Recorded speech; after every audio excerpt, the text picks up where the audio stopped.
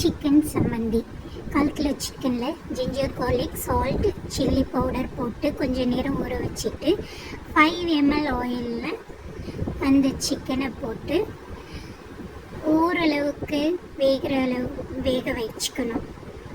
அப்பப்போ பரட்டி விட்டுக்கிட்டே இருந்தால் ஒரு 10 மினிட்ஸ்லேயே சிக்கன் நல்லா வெந்துடும்.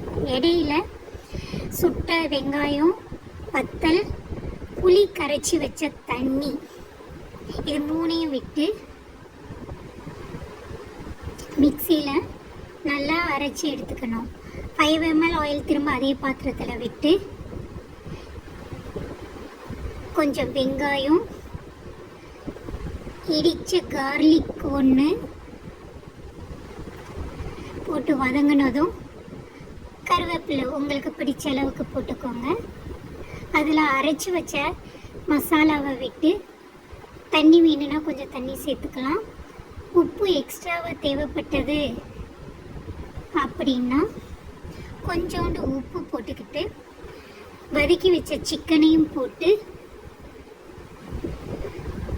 சிம்மில் வச்சு சிக்கன் நல்லா அந்த மசாலாவோட கலக்கிற வரைக்கும் வதக்கிட்டா சிக்கன் சம்மந்தி ரெடி.